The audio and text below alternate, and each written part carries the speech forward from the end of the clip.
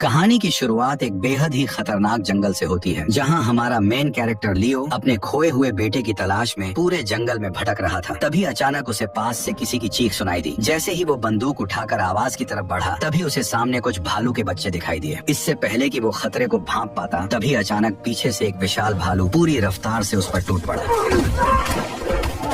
उसने अपने खतरनाक जबड़ों से उसकी पीठ को फाड़ने की कोशिश की, लेकिन जब इसका कोई असर नहीं हुआ तो वो अपने विशाल पंजों से लियो को बेरहमी से नोचने लगा। दर्द से तड़पता लियो जोर जोर से चीखने लगा, लेकिन वह खूंखार जानवर उसे छोड़ने के बजाय बेरहमी से जमीन पर पटकता रहा। कुछ ही सेकंड में लियो की हालत इतनी खराब हो गई कि वो ठीक से हिल भी नहीं सका। तभी भालू ने अपना भारी पंजा उसके सिर पर रख दिया, लेकिन लियो फिर भी बिल्कुल शांत पड़ा रहा, क्योंकि वह जानता था कि जरा सी भी हलचल उसकी जान ले सकती है। थोड़ी देर बाद भालू उसे मरा समझकर वहाँ से चला गया। इसी मौके का फायदा उठाकर लियो ने कांपते हाथों से बंदूक उठाई और वापस मुड़ते भालू पर गोली चला दी।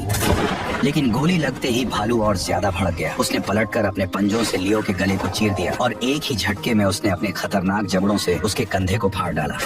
हालांकि गोली लगने की वजह से भालू भी अब कमजोर पड़ने लगा था, इसलिए मौका देखते ही लियो ने तुरंत अपना चाकू निकाला और जैसे ही भालू उसकी तरफ बढ़ा, तभी उसने पूरी ताकत से उस पर हमला कर दिया। लगातार हुए हमलों से अचानक भालू कमजोर पड़ गया और अगले ही पल दोनों तेजी से ढलान से लुढ़कते हुए नीचे जा गिरे और करीब 400 किलो वजनी वो भालू आखिरकार सीधे लियो के ऊपर आकर मारा गया। कई घंटे दर्द में पड़े रहने के बाद लियो किसी तरह रेंगते हुए अपने कैंप तक पहुंचा और काम आने वाला सारा सामान इकट्ठा कर लिया। इसके बाद वह भालू की खाल पहनकर एक सड़ चुकी भैंस की लाश के पास पहुंचा। फिर उसने उसकी हड्डी तोड़ी और अंदर का बचा हुआ मांस खाने लगा। भले ही मांस बुरी तरह सड़ चुका था, लेकिन जिंदा रहने के लिए उसके पास और कोई रास्ता नहीं बचा था। इसी तरह रेंगते हुए लियो नदी किनारे पहुंचा और अपनी बोतल भरकर पानी पीने लगा, लेकिन गहरे जख्म की वजह से पानी गले से बाहर बहने लगा। वह जानता था कि बिना खाने के कुछ दिन जिंदा रहा जा सकता है, लेकिन बिना पानी के ज्यादा देर टिक पाना नामुमकिन है। इसीलिए उसने तुरंत सूखी घास इकट्ठा की। फिर उसने बारूद निकालकर उसका थोड़ा हिस्सा अपने जख्म पर लगाया, जबकि बाकी बारूद घास पर डाल दी। इसके बाद उसने पत्थरों को रगड़कर किसी तरह आग जलाई और कांपते हाथों से जलती हुई लौ को धीरे धीरे अपने गले के जख्म के करीब ले आया।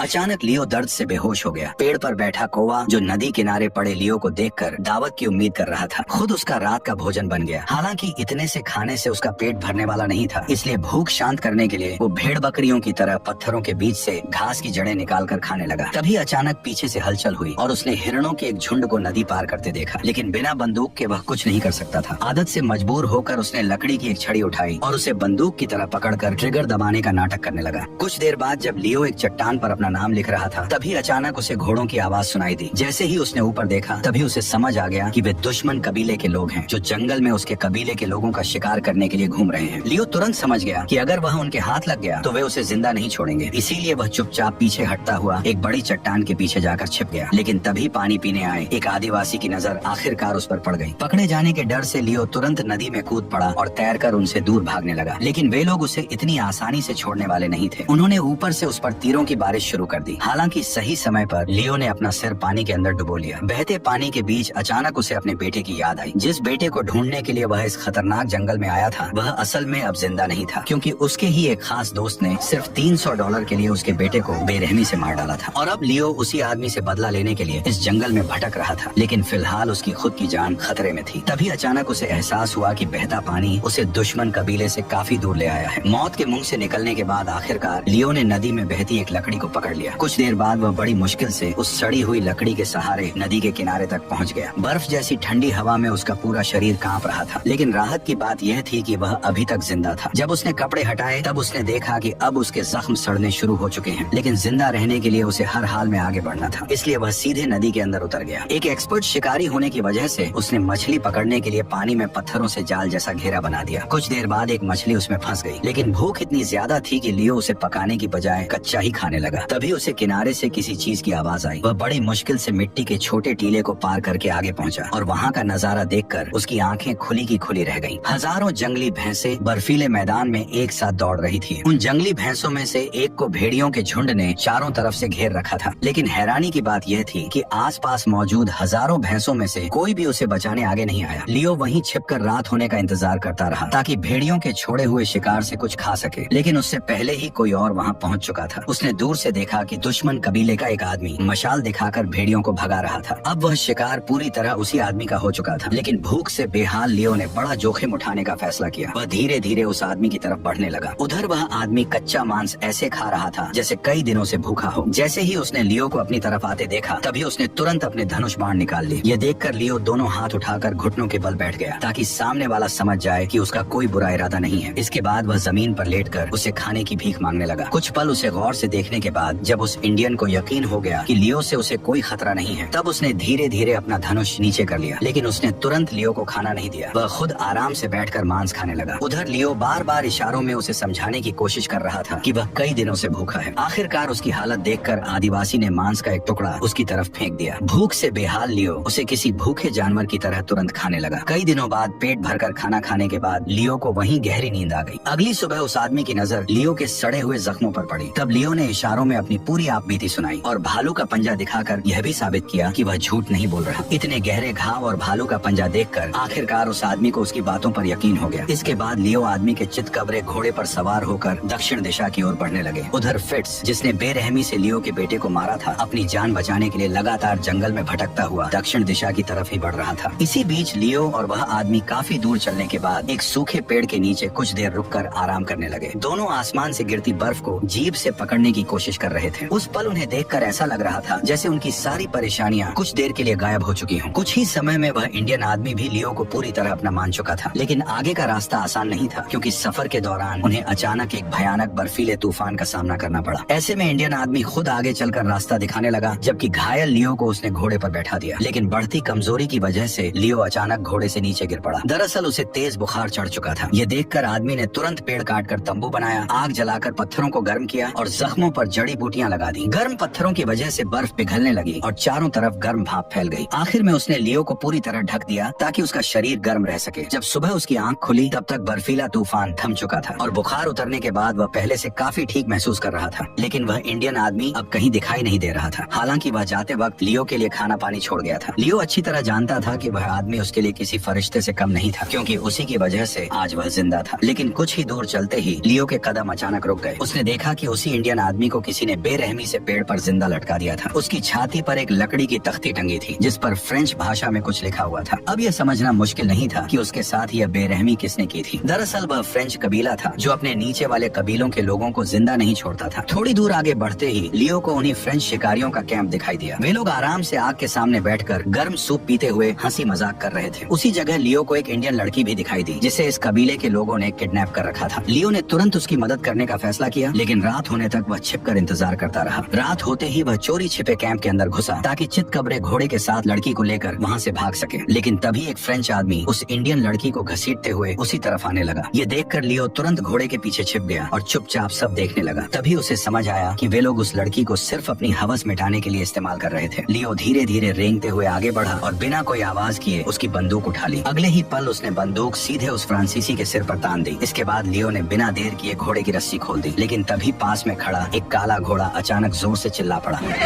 उस आवाज से फ्रेंच लोग तुरंत सतर्क हो गए। वे हथियार उठाकर तेजी से उसकी तरफ बढ़ने लगे। खतरा बेहद पास आता देख लियो ने बिना देर किए फायरिंग शुरू कर दी, जिससे पूरे कबीले में हड़कंप मच गया। इसी मौके का फायदा उठाकर लियो और लड़की अलग अलग दिशा में भाग निकले। काफी दूर पहुंचने के बाद लियो ने पहली बार राहत की सांस ली। रात होते ही लियो आग के पास लेट गया और बंदूक को सीने से लगाए वहीं सो गया। लेकिन उसे जरा भी अंदाजा नहीं था कि अगली सुबह कुछ इंडियन लोग उसी लड़की को खोजते हुए उसकी तरफ बढ़ रहे थे। जैसे ही लियो आधी नींद में आंखें खोलकर उठा, तभी अचानक एक तीर तेजी से उसकी तरफ आकर लगा। जब लियो ने देखा कि इंडियन लोग उस पर हमला करने आ रहे हैं, तभी उसने तुरंत अपना सामान समेटा और तेजी से भागकर घोड़े पर चढ़ गया। वह पूरी ताकत से भागने लगा, लेकिन वे लोग लगातार उसका पीछा कर रहे थे। लियो ने पीछे मुड़कर कई बार फायरिंग की ताकि उन्हें रोक सके, लेकिन वह अकेला उन सभी का सामना नहीं कर सकता था। तभी अचानक सामने एक गहरी खाई आ गई और अगले ही पल लियो अपने घोड़े के साथ हजारों फीट नीचे जा गिरा।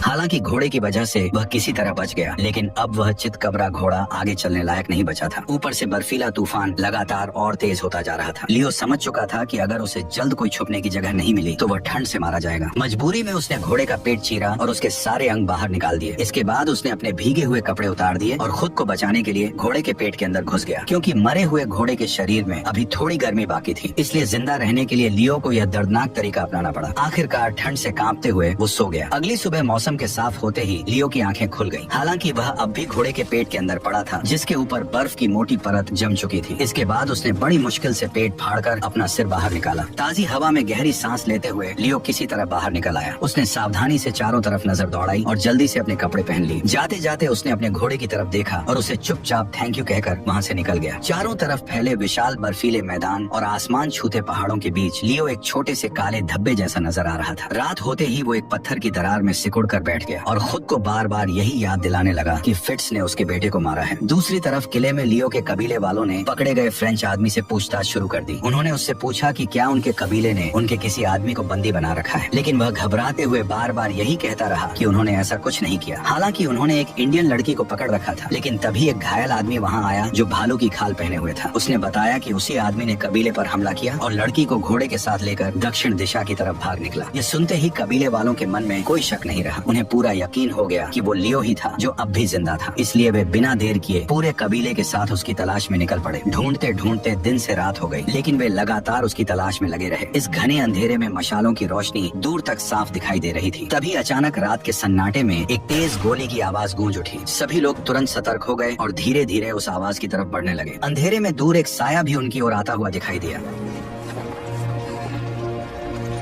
जैसे ही लियो उनके सामने आया, सभी लोग एक पल के लिए पूरी तरह चौंक गए। उन्हें अपनी आंखों पर यकीन नहीं हो रहा था कि लियो इस खतरनाक जंगल में अब भी जिंदा है। सरदार तुरंत घोड़े से उतरा और लियो को जल्द से जल्द कबीले ले आया। वहाँ पहुँचते ही उसके घावों की मरहम पट्टी की गई। इसी बीच लियो को एक और चौंकाने वाली खबर मिली कि उसके बेटे का हत्यारा फिट्स कबीला छोड़कर टेक्सास की तरफ भाग चुका है। यह सुनते ही लियो का गुस्सा फिर से भड़क उठा। वह बिना एक पल गवाए सरदार के साथ घोड़े पर सवार होकर फिट्स को ढूंढने के लिए निकल पड़ा। घने बर्फीले मैदान को पार करते हुए उन्हें घोड़े के पैरों के निशान दिखाई दिए। लियो ने तुरंत पहचान लिया कि यह निशान फिट्स के घोड़े के ही हैं। इसके बाद वे उन्हीं निशानों के सहारे आगे बढ़ने लगे। वे दिन भर उसका पीछा करते रहे, लेकिन जब रात को आगे बढ़ना मुश्किल हो गया, तब दोनों ने वहीं आग जलाकर रात गुजारने का फैसला किया। अगले दिन वे फिर से आगे बढ़े और एक घने जंगल में पहुंच गए। वहाँ लियो को हल्की धुएं की गंध महसूस हुई। उसने सरदार को ईस्ट की ओर भेज दिया, जबकि वह खुद वेस्ट की तरफ से ऊपर चढ़ने लगा। दोनों ने अलग अलग रास्तों से खोज शुरू कर दी। थोड़ी दूरी तय करने के बाद लियो अचानक रुक गया। उसे कुछ गड़बड़ महसूस हुई। वह तुरंत घोड़े से उतरा और बंदूक हाथ में लेकर सावधानी से आगे बढ़ने लगा। कुछ ही कदम आगे उसे जली हुई लकड़ी की राख दिखाई दी, लेकिन आसपास कोई इंसान नहीं था। उधर सरदार खुले इलाके में आगे बढ़ रहा था। इसी बीच पत्थरों के पीछे से अचानक एक जाना पहचाना चेहरा बाहर निकला और उसने तुरंत सरदार पर बंदूक तान दी। अपनी जान खतरे में देखकर सरदार ने धीरे धीरे अपनी बंदूक निकालने की कोशिश की, लेकिन अगले ही पल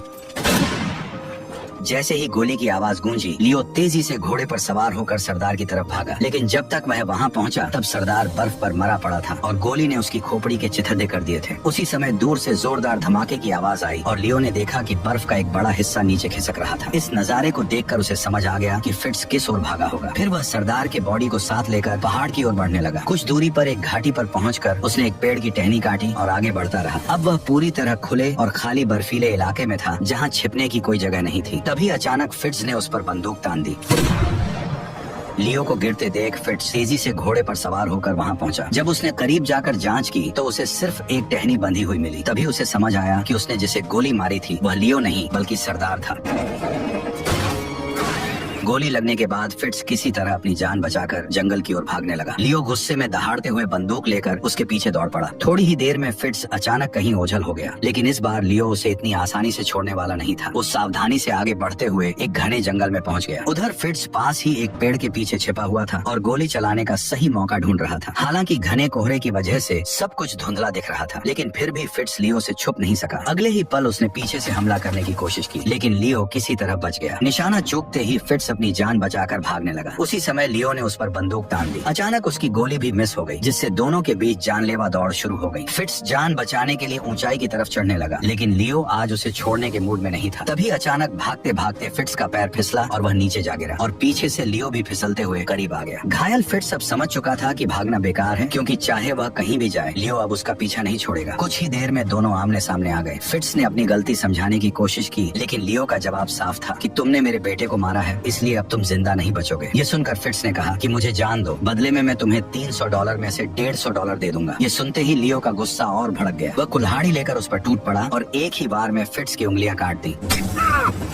दर्द से तड़पते हुए फिट्स ने तुरंत चाकू निकाल लिया। जैसे ही वह वार करने वाला था, लियो ने फुर्ती से उसका गला दबोच लिया, लेकिन फिट्स ने उसी पल मौका पाकर चाकू उसकी जान में घोंप दिया। तेज दर्द से लियो की पकड़ ढीली पड़ गई और फिट्स ने उसे जमीन पर पटक दिया। अब वह पलटकर चाकू उसकी आंखों में छेदने ही वाला था कि तभी लियो ने बची खुची ताकत लगाकर उसका हाथ पकड़ लिया और चाकू छीनकर सीधे उसके ही पेट में घोंप दिया। हालांकि फिट्स अब भी नहीं रुका। उसने जोरदार लात मारकर लियो को पीछे धकेला और उसी चाकू से उसके हाथ पर वार कर दिया। दर्द के बीच लियो ने फिर कुल्हाड़ी से जवाबी हमला किया और उसे घायल कर दिया। इसके बाद वह चाकू लेकर उसकी तरफ बढ़ा और पैर पर वार करते हुए उसका गला दबोच लिया। जब फिट्स को लगा कि उसका मरना तय है, तभी उसने कहा कि मुझे मारने से तुम्हें क्या मिलेगा? क्या इससे तुम्हारा बेटा वापस आ जाएगा? फिट्स की बातें सुनकर लियो की आंखों में एक खालीपन सा छा गया। तभी उसे सामने से घोड़ों की आवाजें सुनाई दी और नदी के उस पार कुछ इंडियन लोग उनकी तरफ बढ़ते दिखाई दिए। उन्हें देखकर लियो को अपनी मरी हुई पत्नी का वह सपना याद आ गया जो उसने पहले देखा था। उसी पल उसे जैसे सब कुछ समझ आ गया। उसने तुरंत फिट्स को पकड़कर सीधे नदी में फेंक दिया, लेकिन इंडियन लोगों ने उसे बहने नहीं दिया, बल्कि तुरंत पकड़कर किनारे पर खींच लिया। फिट्स की दर्द भरी चीखों के बीच कबीले के मुखिया ने उसे वहीं खत्म कर दिया। इसके बाद पूरा कबीला नदी पार करके लियो के सामने आ गया, लेकिन उन्होंने उसे कोई नुकसान नहीं पहुंचाया, क्योंकि जिस लड़की को लियो ने पहले बचाया था वही उस मुखिया की बेटी थी। अब लियो के मन में कोई बदला नहीं बचा था, लेकिन अब वह पूरी तरह उलझन में था कि आगे वह यहाँ अकेला क्या करेगा। तभी उसे अपनी पत्नी दिखाई दी जो उसके सामने खड़ी मुस्कुरा रही थी। उस मुस्कान को देखकर लियो को समझ आ गया कि उसका सफर यही खत्म हो चुका है। ठीक उसी तरह जैसे जसकीरत आखिरी पल में मुड़कर कैमरे की तरफ देखता है, बिल्कुल वैसे ही लियो भी आखिरी बार कैमरे की तरफ देखता है और सभी से अलविदा ले लेता है।